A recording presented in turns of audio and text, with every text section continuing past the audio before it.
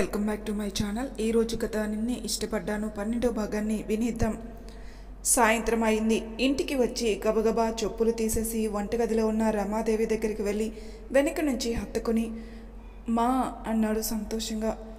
భుజానికి ఉన్న బ్యాగ్ కూడా తీయకుండా తనొచ్చి హత్తుకొని ఇంత సంతోషంగా హుషారుగా ఉండడంతో నువ్వు ఇంత సంతోషంగా ఉన్నావంటే అది సంజన గురించే ఉంటుంది అంది రమాదేవి అతని భుజానికి ఉన్న బ్యాగ్ తీస్తూ. ఆశ్చర్యంగా కళ్ళు పెద్దవి చేసి, నీకెలా తెలిసిందమ్మా? అసలు చెప్పకుండానే. అమ్మని కదరా, ఆ మాత్రం తెలియదా అంది కొడుకు తల నిమురుతూ. ముందు నువ్వు వచ్చి కూర్చో అసలు అంటూ సంజనతో జరిగిన ప్రతి విషయాన్ని పూసగొచ్చినట్టు అందంగా చెప్తున్న కొడుకుని అలానే చూస్తుంది ముచ్చటగా. 5 నెలల క్రితం సంజనాని వదిలేసి వచ్చాను అంటూ తన ఒడిలో తలదాల్చుకొని కన్నీళ్లు పెట్టుకుంటున్న చందును చూస్తే చాలా భయం వేసింది. ఆ క్షణంలో ఏమైపోతాడో అని. తనని దూరం చేసుకుని మందుకు ఎక్కడ దగ్గరైపోతాడో, రోడ్ల మీద పడి తిరిగి చక్కగా చదువుకుంటున్న చదువుని ఎక్కడ నాశనం చేసుకుంటాడని చాలా చాలా కంగారు పడి తను కూడా కన్నీళ్లు పెట్టుకుంది. కానీ తన కన్నీళ్లు చూసి అర్థం చేసుకున్న వాడిలా మరుసటి రోజు నుంచి చాలా కూల్గా హాస్పిటల్లో ఉన్న సంజనాని చూడడం, కాలేజీకి వెళ్ళి వచ్చి ఈ అమ్మతో కాసన్ని కబుర్లు చెప్పి ఫ్రెండ్స్ని మీట్ అయ్యేవాడు. అప్పుడు సంతోషంగా ఉన్నట్లు అనిపించింది. కానీ ఈరోజు వాడి కళ్ళల్లో నిజమైన సంతోషం కనిపించింది. చాలా రోజుల తర్వాత ఈ సంతోషం వాడికి ఎప్పుడు ఉండాలని ఆ దేవుణ్ణి ప్రార్థించి మనసులో, మా నేను ఫ్రెండ్స్ దగ్గరికి వెళ్తున్నా ఈ రాత్రి, అక్కడే ఫ్రెష్ అప్ అయ్యి మేఘన వాళ్ళ ఇంటికి బయలుదేరాడు. గ్రూప్లో కలుద్దామని మెసేజ్ చేయడంతో అందరూ మేఘన వాళ్ళ ఇంటికి వచ్చారు. తను వెళ్ళేసరికి అందరూ అక్కడికి వచ్చి కబుర్లు చెప్పుకుంటూ కూర్చున్నారు. చందును చూడగానే హాయ్ చందు అంటూ అందరూ చుట్టుముట్టి, అందరం ఇప్పుడు గుర్తొచ్చామా మీకు? చందు ఉత్సాహంగా కబుర్లు చెప్తుంటే అందరూ హ్యాపీగా ఫీల్ అయ్యారు. వరుణ్ ఇషిత భుజం మీద చెయ్యి వేసి, నువ్వు నేనే ఇక్కడ సింగిల్గా ఉంది, మనం కూడా మింగిల్ అయిపోదామా అన్నాడు కన్ను కొడుతూ. డొక్కలో ఒక గుద్దు గుద్ది, మరి హసీనాకు అన్యాయం జరుగుతుంది కదా, హసీనా విషయం ఎత్తగానే నీకు అనవసరంగా చెప్పానే దాని గురించి అంటూ తల పట్టుకున్నాడు. నీకు కూడా చెప్పాడా అంది ఆశ్చర్యంగా మేఘన. ఆ అమ్మాయి గురించి చెప్పి మైండ్ తినేశాడనుకో అంది ఇషిత నవ్వుతూ. నీకు దండమే బాబు, నిన్నెప్పుడు కదిలించను అన్నాడు. అందరి ముఖాల్లో నవ్వులు పూసాయి. ఆల్ హ్యాపీస్ కాబట్టి సరదాగా కళ్ళగంతలాట ఆడుకుందామా? ఎప్పుడో చిన్నప్పుడు ఆడుకున్నాం. సందీప్ అలా అలాగానే అందరూ ఎగిరి గంతేసి ఓ ఎస్ అన్నారు. సరే మీరు ఆడుకుంటూ ఉండండి, నేను వంట పని చేసుకుంటాను అని జయంతి లేవడంతో, ఆంటీ ఇవాళ వంట గింట ఏం లేదు, మీరు చూస్తూ కూర్చోండి, హాయిగా బయట నుంచి ఆర్డర్ చేసుకుందాం. అందరూ ఒకేసారి అలా అనగానే ఇంకేం చేయలేక ఊరుకుంది జయంతి. సంధ్య స్కార్ఫ్ తీసుకుని వచ్చి ఇషిత కళ్ళకు కట్టి తనకు కనిపిస్తుందేమో అని టెస్ట్ చేయడానికి అన్నట్లు, ఇది ఎన్ని వేలు చెప్పుకో అంది చేయి ముందుకు చాచి. ఒసై, ఒకవేళ కనిపించినా నువ్వు అడగగానే రైట్ ఆన్సర్ చెప్తారా ఏంటి? పాయింటే అంటూ చిన్నగా తల మీద కొట్టుకుని, అయినా గట్టిగానే కట్టేశానులే కనిపించదు అంటూ ముందుకు తోసింది. అందరూ చప్పట్లు కొడుతూ నన్ను పట్టుకో అంటూ గోలగోల చేయడంతో అటు ఇటు తిరుగుతుంది ఎవరైనా పట్టుకోవాలని. చివరిగా మేఘన దొరకడంతో, అమ్మయ్య ఎవరో ఒకరు దొరికారు, ఎంతసేపు ఆడుకున్నారు నాతో? మేఘన ఆడడం స్టార్ట్ చేసింది. విచిత్రంగా వాసు ఎటు వెళ్తున్నాడో అటువైపే వెళ్తూ ఉండడంతో సంధితో, ఏంటే దీనికి ఏమైనా కింద నుంచి కనిపిస్తుందా ఏంటి అంది ఇషిత సందేహంగా. ఏమోనే, నాకు అదే డౌట్, వాడు ఎటువైపు వెళ్తుంటే అది కూడా అటువైపే వెళ్తుంది ఏంటి? మేఘన తనని పట్టుకోవడానికి ట్రై చేయడంతో వాసు క్రాస్గా తిరిగి అటువైపు వచ్చి అబ్బా పట్టుకుందామని ఫోర్స్గా అటు తిరిగేసరికి అక్కడ బల్ల ఉండడం వల్ల బలంగా మోచేతికి తగలడంతో అబ్బా అంది గట్టిగా. వెంటనే ఇషిత మేఘన కళ్ళకున్న గంతలు తీసేసింది. వాసు కంగారుగా మోచేతిని చూస్తూ, వసే మెంటల్, చూసుకొని రావద్దా? అంత కంగారుగా ఎందుకే, నొప్పిగా ఉందా? మోచేతిని నిమురుతూ అడిగాడు. వాసు మాటలకి మేఘనతో సహా అందరూ బల్లున నవ్వారు ఒక్కసారిగా. అందరూ అలా నవ్వడంతో కోపంగా, ఎందుకు నవ్వుతున్నారు? మనం ఆడుతుంది కళ్ళ గంతలాట, నాకు దెబ్బ తగలగానే చూసుకొని రావచ్చు కదా అన్నావుగా, అందుకు నవ్వుతున్నారు అంటూ మెల్లగా తలదించుకున్నాడు. నవ్వుతూ వాసు బుగ్గలు లాగుతూ, నేను కాదు తింగరబుచ్చి నువ్వే అంటూ తలతో చిన్నగా టీ కొట్టింది. ఇద్దరలా నవ్వుకుంటూ ఉంటే జయంతి విచిత్రంగా చూసింది. కొద్దిసేపటి తర్వాత జయంతి మేఘనాని పిలిచింది. ఆంటీ ఆర్డర్ చేసిన ఫుడ్ వచ్చిందని జయంతిని పిలవడానికి కిచెన్లోకి వెళ్ళాడు. అప్పటికి ఇద్దరూ మౌనంగా ఉండడంతో, ఆంటీ ఫుడ్ వచ్చింది తిన్నారండి. అతడు అలా అనగానే ఇద్దరూ మౌనంగా బయటికి వచ్చారు. అందరూ ఆవురు వారం అంటూ తిండుంటే మేఘన మాత్రం తినకుండా మూడిగా కూర్చుంది. ఏంటే బొట్టు పెట్టి చెప్పాలా ఏంటి నీకు? తిను అంది సంధ్య. మీరు వచ్చేటప్పటికే తినేసాలే, ఇప్పుడు ఆకలిగా లేదు అంది డల్గా. సడన్గా తను డల్గా ఉండడంతో ఏమైంది అన్నట్లు వాసు తన దగ్గరికి రాబోయాడు. అతడిలా రావడం చూసిన జయంతి కావాలని మేఘన దగ్గరికి వెళ్ళి కూర్చుంది. చేసేదేమీ లేక దూరం నుంచి ఏమైంది అన్నట్లు కళ్ళతోనే సైగ చేశాడు. ఏం లేదన్నట్టు తల అడ్డంగా ఊపి నీరసంగా నవ్వింది. ఎంతకీ వీళ్ళ కబుర్లు అయిపోవటం లేదని జయంతి రూమ్లోకి వెళ్ళింది. అలా వెళ్ళిన కాసేపటికి ఎక్కడి వాళ్ళు అక్కడ ఆదమర్చి నిద్రపోతున్నారు. మేఘన మాత్రం కళ్ళు మూసుకుందే గాని నిద్ర రావట్లేదు. ఆలోచనతో ఒకవైపు అయితే ఆకలితో ఇంకోవైపు. అలాగే కళ్ళు మూసుకొని అటు ఇటు కదులుతుంది. తన అవస్థను చూసి నవ్వుతూ మెల్లగా లేచి ఆర్డర్ చేసిన ఫుడ్ మిగిలిందేమోనని చూశాడు.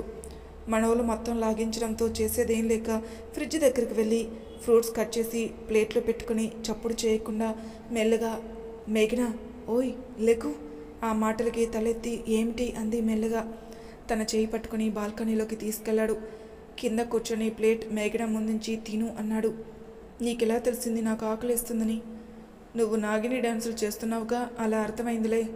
కోపంగా ఒక చూపు చూసి మౌనంగా తింటూ నేను తినలేదని నువ్వు కూడా తినలేదుగా. తిను అంటూ అతడి నోటికి అందించింది. తన భుజం చుట్టూ చేయి వేసి దగ్గరికి తీసుకుని ఏంటి బేబీ అలా ఉన్నావు, ఏమైంది? తన చేతికి తీసుకుని అతడి ముఖాన్ని నిమురుకుంటూ ప్రేమగా అడిగాడు. అతడలా ప్రేమగా అడిగేసరికి గుండెలకు హత్తుకుని బాధగా మనం క్లోజ్గా ఉండడం అమ్మ చూసి ప్రేమ గీమా ఉంటే మనసులోంచి తీసేస్తే నాన్నకు ఇవన్నీ నచ్చవు, ఇప్పుడే చెప్తున్నా నీ ఇష్టం అంది. తను అలా మూడీగా బాధగా చెబుతూ ఉండడంతో డోంట్ వర్రీ మా, నేనున్నాగా, దీనికే ఇంత డల్ అయిపోతే ఎలా? మీ నాన్నకి నచ్చేలా నేను చేసుకుంటాగా. అయినా మీ ఇంటికి 2 సార్లు వచ్చాను, ఆ 2 సార్లు అంకుల్ లేరేంటి? ఇవాళ అర్జెంటు పని మీద ఊరెళ్ళారు. ఎందుకెళ్ళారబ్బా? సరే ఎక్కువగా ఆలోచించకు, నేను చూసుకుంటాగా. తనను హత్తుకున్న మేఘనిని అలా నిమురుతూ నుదుటిపైన ముద్దు పెట్టుకున్నాడు. సూర్యుడి నునువెచ్చని కిరణాలు అతడి మీద పడడంతో మెల్లగా కళ్ళు తెరిచాడు. తన కోగిల్లో గువ్వపిట్టలా ఒదిగిపోయిన మేఘనను చూడగానే తలుక్కున ఓ నవ్వు మెరిసింది తన ముఖంలో. తనని అలానే ఓ 5 నిమిషాల పాటు మనసారా హత్తుకొని ఆంటీ చూస్తే ఇంకేమైనా ఉందా అనుకుంటూ తనను లేపబోయాడు. ఆదమర్చి నిద్రపోతున్న తనని లేపడం ఇష్టం లేక ఎత్తుకొని మెల్లగా మేఘన రూమ్ వైపు నడిచాడు. అప్పుడే రూమ్లో నుంచి బయటకు వచ్చిన జయంతికి వాసు అలా మేఘనాన్ని ఎత్తుకుని తీసుకెళ్లడం కంటపడేసరికి కోపం తారాస్థాయికి చేరుకుంది. అసలేమనుకున్నాడు వాసు అనుకుంటూ అతని వెనకాలే వెళ్ళి వాసు అంటూ అరవబోయేదల్లా ఆగింది. వాసు మెల్లగా మేఘనాన్ని పడుకోబెట్టి దుప్పటి కప్పాడు. అతడి చేతిని తను అలాగే పట్టుకుని ఉండడంతో మెల్లగా విడిపించుకుని నుదుటి మీద ముద్దు పెట్టాడు ప్రేమగా. అచ్చు తన భర్త కూడా ఇంతే. చిన్నప్పుడు మేఘన ఎక్కడ పడితే అక్కడ నిద్రపోతే ఎత్తుకుని ఇలాగే పడుకోబెట్టేవాడు. ఎందుకో ఆ క్షణంలో వాసుని చూస్తే రామ్మోహన్ మేఘన తండ్రే గుర్తొచ్చాడు. వెనక్కి తిరిగేసరికి జయంతి ఉండడంతో వాసు సైలెంట్గా అలానే చూస్తూ ఉండిపోయాడు. జయంతి మాత్రం ఏమీ మాట్లాడకుండా మౌనంగా వెనుతిరిగింది. టైం చూసుకుంటూ లేచి పార్క్ దగ్గరికి వెళ్ళాడు. అక్కడ సంజన కనిపించకపోవడంతో ఇంకా రాలేదు అనుకుంటూ తన కోసం ఎదురు చూస్తూ బెంచ్ మీద కూర్చున్నాడు. దూరం నుంచి చందునే చూస్తూ ఈ పావురం తన జంట కోసం ఎదురు చూస్తుంది అంటూ ముసిముసిగా నవ్వుతూ అనుకున్నాడా పెద్దాయన. దూరం నుంచి సంజుని చూసి తనలోనే తాను సంతోషపడుతూ ముసిముసిగా నవ్వుకునే చందుని చూడడం ఆయనకో ఇష్టంలా మారిపోయింది. చందుని రోజు అలా చూడడం అలవాటుగా మారిపోయింది. ఎంతలా అంటే ఎప్పుడైనా చందు రాకపోతే ఏదో వెలితిగా అనిపించేది ఆ పెద్దాయనికి. అతడి పక్కన కూర్చుంటూ ఏంటి తన కోసం ఎదురు చూస్తున్నావా? అవును బాబాయ్, చలికాలం కదా, ముసుగు తన్ని హాయిగా పడుకుంటుంది రాక్షసి అన్నాడు చందు నవ్వుతూ. నీ మనసులోని మాటను చెప్పేయచ్చు కదా. చెప్పలేని పరిస్థితులు బాబాయ్. మరి ఇంకెన్ని రోజులేలా సందేహంగా అడిగాడాయన. చిన్నగా నవ్వుతూ నేను బ్రతికున్నన్ని రోజులు అన్నాడు మనస్ఫూర్తిగా. బాధగా నీ ప్రేమని చెప్పలేని పరిస్థితుల్లో ఉన్నప్పుడు ఎందుకు వేరే అమ్మాయిని చూసుకోవచ్చు కదా. సందేహంగా అడుగుతున్న ఆయన వైపే చూస్తూ ట్రూ లవ్ని ఫీల్ అవ్వనన్ని రోజులు ఎంతమందైనా చూస్తాం, ప్రపోజ్ చేయాలనుకుంటాం, వాళ్ళతో తిరుగుతాం. కానీ వన్స్ ట్రూ లవ్ని ఫీల్ అయినప్పుడు ఇంకే అమ్మాయిని చూడాలేం. నేను అలా ఫీల్ అయ్యాను, దానితో జరిగిపోయింది బాబాయ్. ఇంకెవరిని చూడలేను, చూసినా అలా ఫీల్ అవ్వలేను. అతని కళ్ళల్లోకి చూశాడు. ఎటువంటి బాధ లేదు, గొంతులో ఎటువంటి వణుకు లేదు. అయినా ఎందుకుండాలి, తనని చూస్తూ జీవితాంతం హ్యాపీగా ఉండగలను అని అతడు నమ్ముతున్నాడు. ఉన్న దాంట్లో సంతోషాన్ని వెతుక్కునే రకం వాడు. తన మాట మీద తను నిలబడడం అతని నైజం. ఇక సంజన రాదులే అనుకుంటూ సరే రేపు కలుద్దాం అంటూ అక్కడి నుంచి వెళ్ళిపోయాడు. సరిగ్గా అతడు వెళ్ళిపోయిన 10 నిమిషాలకి మన పాప ఊపుకుంటూ వచ్చి బెంచ్ మీద కూర్చుంటూ హాయ్ అంకుల్ అంది. ఏంటమ్మా ఇవాళ లేట్ చేశావు? ఆ అబ్బాయి వెళ్ళిపోయాడుగా అన్నాడు టక్కున. ఏ అబ్బాయి అంది అయోమయంగా. నీకు తెలియకుండా రోజు నిన్ను చూడ్డానికి ఆ అబ్బాయి వస్తుంటాడు. ఇవాళ నువ్వు లేట్ చేసేసరికి రావేమో అని ఇప్పుడే వెళ్ళిపోయాడు. ఆయన మాటలకి విస్తుపోయి నాతో పాటు నా ఫ్రెండ్స్ కూడా వస్తూ ఉంటారు కదా, బహుశా వాళ్ళని చూడ్డానికి వస్తున్నాడేమో అంది లైట్గా. కాదమ్మా, నిన్ను చూడ్డానికే వస్తున్నాడు చాలా రోజుల నుంచి ఆయనలో కాన్ఫిడెంట్గా చెప్పడంతో. అయినా మీరు పెద్దవారు, అలా చూస్తుంటే నాలుగు తిట్టక నేను లేటుగా వస్తున్నానని చెప్తున్నారేంటి అంకుల్ అంది చిరాగ్గా. మొదట్లో నాకు కోపం వచ్చేది, కానీ ఆ అబ్బాయి మాటల్లో కూల్నెస్, ఆ స్టైల్, ఆ కళ్ళల్లో నిజాయితీ భలే నచ్చిందనుకో. ఆయన అలా చెప్తుంటే నిన్న చాలా కూల్గా మాట్లాడిన చందు గుర్తొచ్చాడు ఒక్కసారిగా. మళ్ళీ తనలోని తాను అతడు అయ్యుండడులే, నిన్నేగా చూసింది అనుకుంది. ఆయన మాత్రం రేపటి నుంచి లేట్గా రాకమ్మా అంటూ తాపీగా సలహా ఇచ్చి వెళ్ళిపోతున్న ఆ పెద్ద ఆయనను అవాక్కయ్యేలా చూస్తూ, పెద్దలు అప్డేట్ అయ్యారు అంటే ఏంటో అనుకున్నా, మరి ఈ విధంగానా అంది నోరెళ్ళబెట్టి. ఊరు నుంచి తిరిగి వచ్చిన రామ్మోహన్ కాలు కడుక్కొని లోపలికి వస్తూ, మేఘన కాలేజీకి వెళ్ళిందా అని అడిగాడు జయంతిని. వెళ్ళింది అంది ముభావంగా. భార్య ముభావాన్ని గమనించే స్థితిలో అతడు లేడు. చాలా సంతోషంగా ఉన్నాడు. టిఫిన్ ముగించుకొని మేఘన రూమ్లోకి వెళ్ళాడు. చిందరవందరగా ఉన్న రూమ్ని చూస్తూ, రేపు అత్తారింటికి వెళ్ళిన రూమ్ని ఇలానే ఉంచుకుంటుందేమో పిచ్చిది అనుకుంటారు. రూమ్ని నీట్గా సర్ది అక్కడే గోడకు వేలాడుతున్న ఫోటోని చూశాడు. ఆప్యాయంగా తన భుజం మీద చెయ్యి వేసి ఉన్న కూతురుని చూడగానే కళ్ళల్లో సన్నటి కన్నీటి పొర. కూతురు పెళ్లి ఆలోచన రాగానే ప్రతి తండ్రికి ఇలానే ఉంటుందా? కొన్ని నెలల్లో తన మమ్మల్ని విడిచి వెళ్ళిపోతుంది. ఆ ఊహ మదిలోకి రాగానే గుండె బరువెక్కింది ఒక్కసారిగా.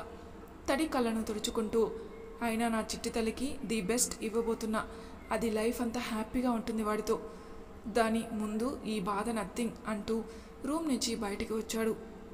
బంద్ అని తెలియడంతో అందరూ ఉత్సాహంగా మాటలు చెప్పుకుంటూ నడుచుకుంటూ వస్తున్నారు బస్టాప్ దగ్గరికి. అందరూ ఒక్కొక్కరుగా వెళ్ళటానికి చూస్తూ, మరి మన ప్లాన్ ఏంటి అన్నాడు సందీప్. నీ ప్లాన్ ఏంటో మాకు తెలియదు, నేను మాత్రమే మేఘనని మా ఇంటికి తీసుకెళ్తున్నాను అన్నాడు వాసు ఊరిస్తున్నట్లుగా. ఊరిని ఆశాలో గ్రూప్ ప్లాన్ చెప్పరా అంటే నీ ప్లాన్ చెప్పుకుంటున్నావా? మేఘన బైక్ మీద కూర్చుని, సంధ్య నిన్ను చూస్తుంటే జాలేస్తుంది, అన్న ఎప్పటికి మారుతాడో ఏమో. ఆ మాటలకి నవ్వుతూ సంధ్య చేతులెత్తేసింది. బావా రేపు కలుద్దాం అంటూ వాసు బైక్ ముందుకి పోనిచ్చాడు. మరి మన పరిస్థితి ఏంటి, మనం సినిమాకి వెళ్దామా అన్నాడు. ఇషిత నవ్వుతూ, మధ్యలో నేనెందుకు పానకంలో పుడకలా, మీరు వెళ్ళండి అంది. నువ్వు ఒక్కదానివే ఇంటికి ఏం వెళ్తావు, మాతో పాటు సినిమాకి రా అంది సంధ్య. నేను వరుణ్కి కాల్ చేస్తాలే, మీరు ఎంజాయ్ చేయండి అంటూ వరుణ్కి ఫోన్ చేసింది. ఫోన్ ఎత్తగానే, అబ్బో మేడం గారు కాలేజ్ టైంలో ఫోన్ చేశారంటే నాతో ఏదో పని పడిందే అన్నాడు కొంటిగా. హీ బంద్, నువ్వు ఆఫీస్కి డుమ్మా కొట్టేసి వస్తే మనం కూడా ఎక్కడికైనా వెళ్దాం.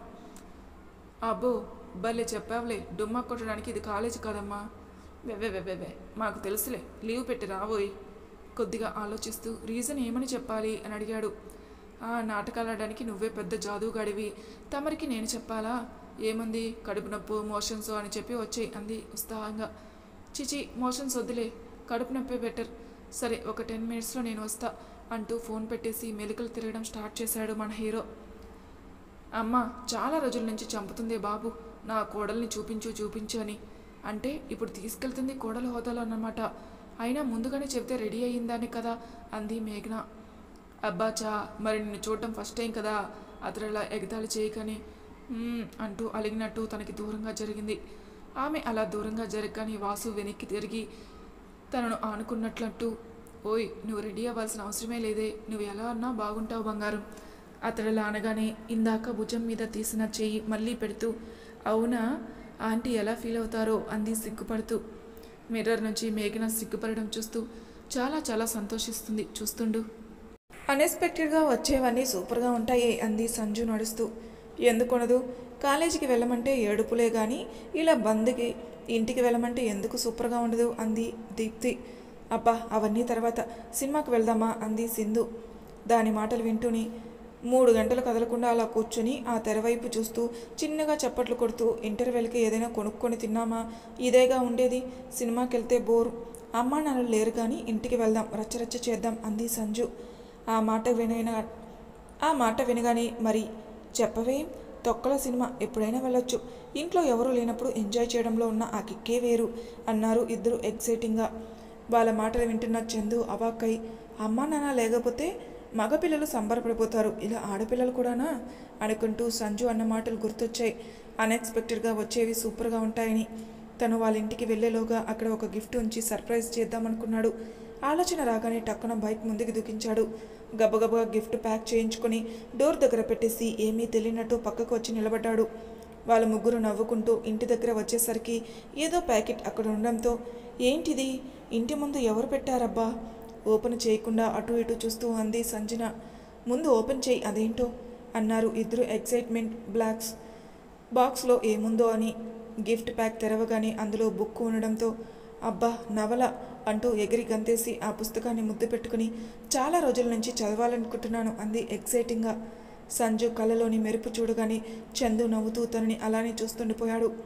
పక్కనే ఉన్న ఇద్దరు నీరు గారిపోయి, నువ్వేమో పుస్తకాల పురుగు, రోజు ఏదో ఒక స్టోరీ చదవడం, దాని గురించి చెబుతూ మా బుర్రలు తినడం. ఇప్పుడు కొత్త పుస్తకం దొరికింది, మేము అయిపోయాంరా బాబు. అయినా దీన్ని ఇక్కడ పెట్టినోడిని తన్నాలి ముందు. వాళ్ళిద్దరి ఎక్స్ప్రెషన్స్ని పట్టించుకోకుండా, ఎవరైతే ఏముంది, మంచి గిఫ్ట్ ఇచ్చాడు, థ్యాంక్ యూ అంది పెద్దగా. వాడెవడో నీ గురించి బాగా తెలిసిన వాడే ఉండాలి, లేకపోతే నిన్ను ఫాలో చేస్తూ నీ ఇష్టాలు తెలిసిన వాడే ఉండాలి అన్నారు ఇద్దరు డిటెక్టివ్లు తమ బుర్రలకి పని చెప్తూ. వాళ్ళిద్దరూ అలా అనగాని, ఫాలోనా? పొద్దున పార్కులో అంకుల్ చెప్పింది గుర్తొచ్చింది. అబ్బా దీని సంగతి వదిలేయండి, ముందు లోపలికి వెళ్దాం పదండి అంది దీప్తి. లోపలికి వెళ్ళి ఆ బుక్ టేబుల్ పైన పెట్టింది. గ్లాస్లో కూల్ డ్రింక్, పక్కనే చిప్స్ ప్యాకెట్. కాళ్ళు బార్లా చాపుకొని హ్యాపీగా తమకిష్టమైన భంగిమలో కూర్చున్నారు. టీవీ ఆన్ చేసి పెద్దగా సౌండ్ పెట్టి, నా సమీరంగా ఇంటిని ఒక డిస్కో దగ్గర మార్చి పడేశారు. ఆ సౌండ్ బయటికి రాకుండా డోర్స్ అన్నీ క్లోజ్ చేసేశారు. నచ్చిన సాంగ్స్ చూస్తూ, నచ్చింది తింటూ, ఇష్టమైతే డ్యాన్స్ చేసుకుంటూ పిచ్చి పిచ్చిగా ఎంజాయ్ చేస్తున్నారు ఆ ముగ్గురు. మరి తర్వాయి భాగంలో ఏం జరుగుతుందో నెక్స్ట్ ఎపిసోడ్లో తెలుసుకుందాం. అంతవరకు నా ఛానల్ని సబ్స్క్రైబ్ చేయని వాళ్ళు ప్లీజ్ సబ్స్క్రైబ్ చేసుకోండి, లైక్ చేసి షేర్ చేయండి. మీ అభిప్రాయాలు నాకు కామెంట్ రూపంలో తెలియచేయండి. Thank you for listening.